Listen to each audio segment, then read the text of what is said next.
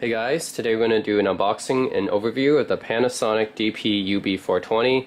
This is an Ultra HD Blu-ray player, and this came out about 2 years ago, 2018. This is the middle of their lineup for Blu-ray players, I believe. The top of the line is the Ub820, which I actually had before. If you guys watched the video I did on my Asus monitor, I used the 820, but at that time I wanted to take full advantage, of that Asus monitor with the HDR and everything. But now I actually got rid of that one and I got this one instead because I think it's a better value. Now the only difference between this one and that one is that the higher end one, the 820, has support for Dolby Vision and it has a display here, whereas this one does not. Right? That's pretty much the only difference. And that one is 400 bucks, I think. This one's like 225. So, to me, it's not worth an extra 100 to 150 bucks just to add some LED display and support for Dolby Vision, unless you really want to have Dolby Vision, right? If you really want to have that HDR support on your TV, then the 820 pretty much has everything. But this one's good enough. It's got, all the support, HDR10+, right?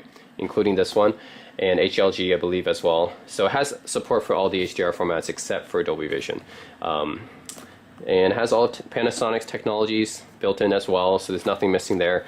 Ultra HD premium colors, HCX processor, you got 4K upscaling, high-res audio support, and let's see, we got Wi-Fi, of course, some internet apps all built in. I think these are Panasonic VR apps or whatever, which I've experienced because I had a Panasonic TV before. But otherwise, yeah, it has support for all the same stuff that the Ub820 does, but at a much lower price. So I think this one's definitely a better value. Let's take a look at what's inside. So of course you get the power cord, right? You need that to operate the player. Also you get two AA batteries, which is probably for the remote, I'm guessing. And let's see.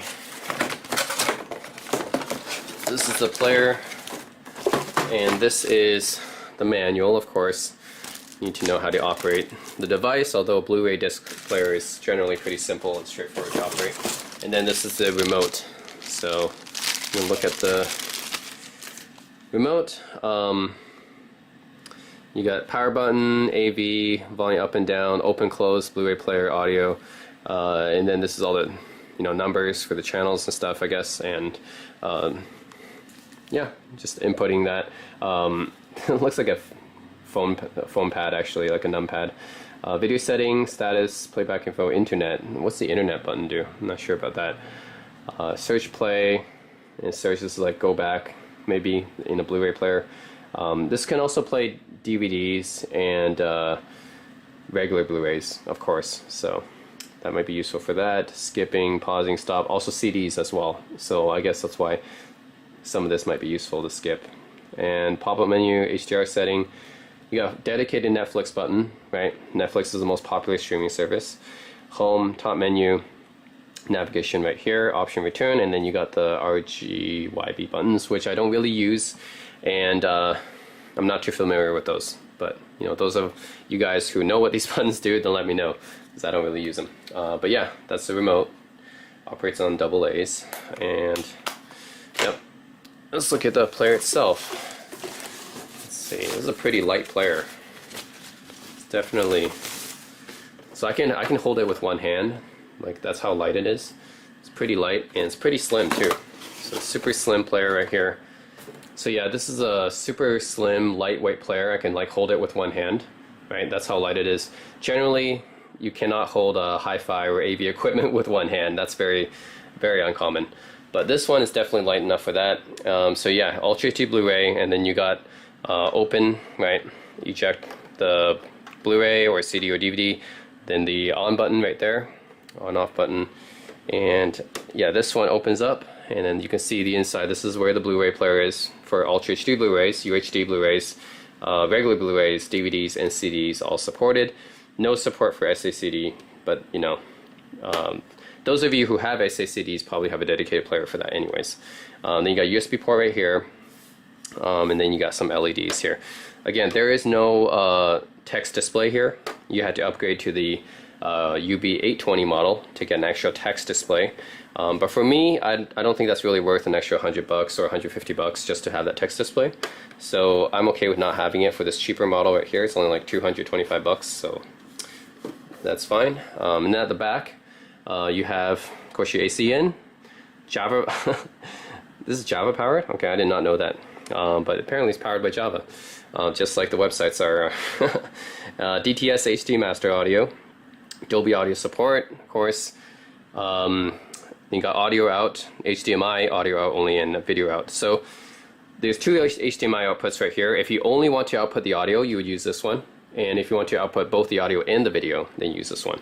Then you got another USB port and LAN right here, Ethernet, right?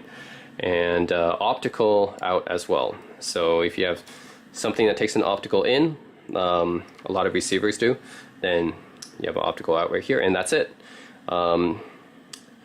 And made in China, that's not surprising. Otherwise, pretty bare bones player, but that's what you expect at this price point. This is a mid-range Blu-ray player, and honestly it's a pretty cheap one too. So I would consider this even a budget Blu-ray player, because at $200 for an Ultra HD Blu-ray player, it's a pretty good deal. I guess I was looking at the Sony as well, the X700, X800, but the Panasonic has support for the HDR10+, and has all the network features that I wanted, so I went with the Panasonic. And we'll hook this one up to my TV and see how it performs, because I have an Ultra HD Blu-ray to play.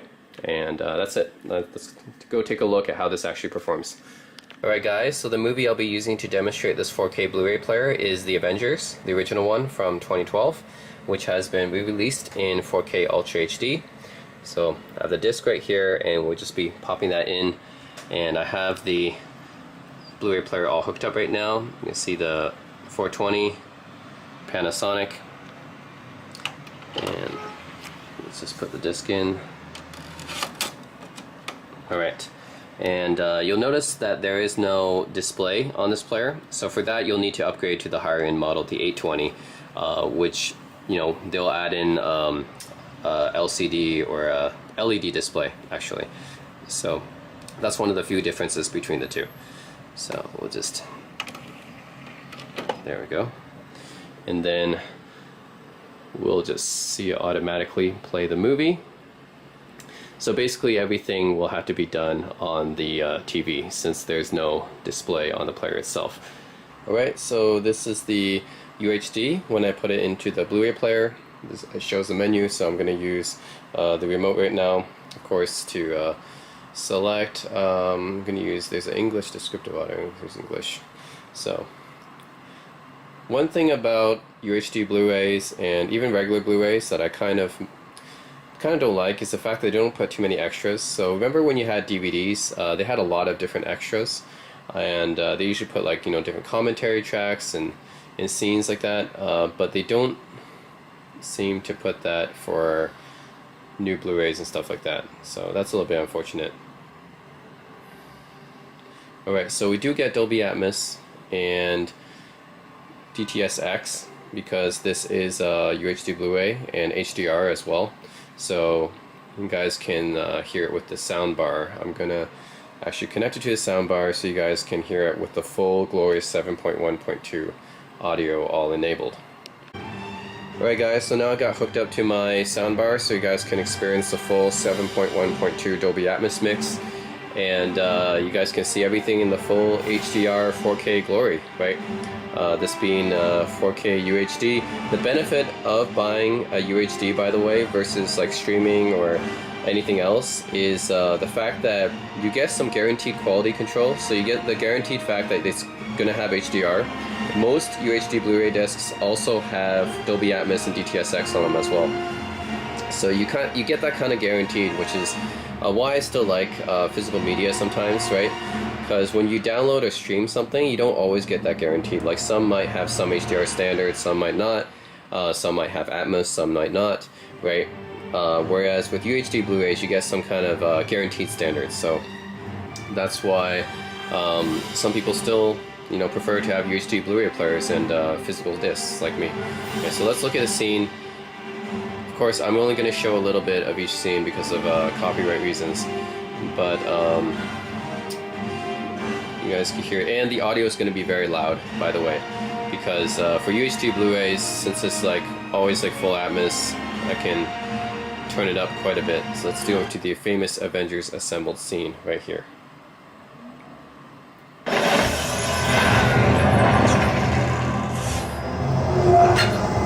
don't see how that's a party.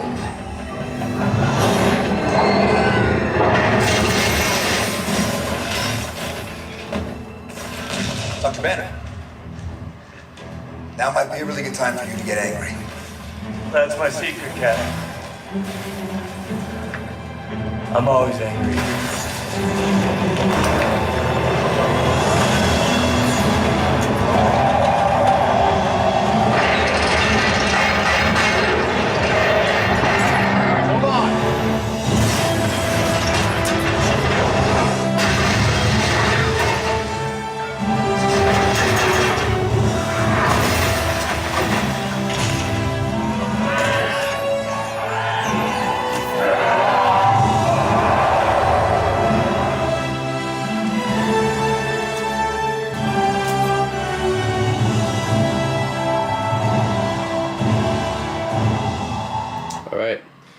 Just gonna show a little bit of that scene. It's copyrighted, but yeah, I gotta say, watching a UHD Blu-ray is, especially on a nice 4K OLED TV plus a full Dolby Atmos setup, is really the closest thing you can get to being in the theaters. Sounds really nice, looks really nice. All right, so let's actually go back to the Panasonic home menu, because this player does other things other than just play movies. All right, so this is the Panasonic Blu-ray player's home menu. So you get some other things you can do here, not just play Blu-ray disc, right? So you can also play videos from USB. So if you have some movies on USB, I'm not really sure exactly what kind of files it plays, but you can do that. Here it looks like as well. Music, you also can play from, of course, CDs or USB as well. MP3s, FLACs, high-res audio, can all play that. Photos, I guess, not sure what is a photo disc, but anyways, you have photos as well. You can also play that from USB.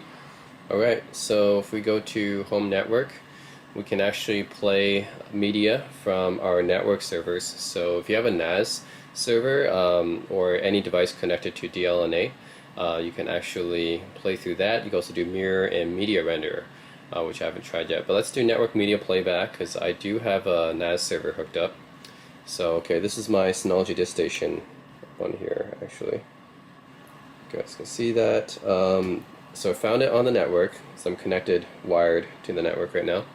And then if I go to video, okay, this is what I have on my server. I have Silicon Valley Season 3. So yeah, this is all played from my network server right now. So I can play any media from my DLNA as well.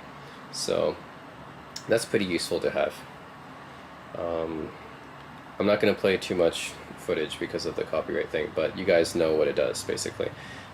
And then if I go to home network, so this actually activates the Panasonic players. This is their built-in smart TV-ish service. This is actually directly ripped off of their Vera TVs, which is kind of an old system now, but this was on Panasonic Vera TVs before, which I'm pretty familiar with, right? Because I owned a Panasonic Plasma TV for like 5 years. Yeah, Netflix here, Amazon Prime Video, Shoutcast Radio, whatever that is, and then some. This is like an app market, I guess. You have a web browser, which I'm not going to use because it's probably going to be pretty bad. And then you have YouTube right here. Let's look at YouTube, because that's what I'm usually on. I don't have Netflix, and I usually don't have streaming services. So, oh, okay, let me skip that. And there we have YouTube now. So it's not exactly as good as Android TV or anything, but you can definitely hook up to YouTube using this player, right? So that's cool. Let's look at a 4K video of a drone flying around. Like I had.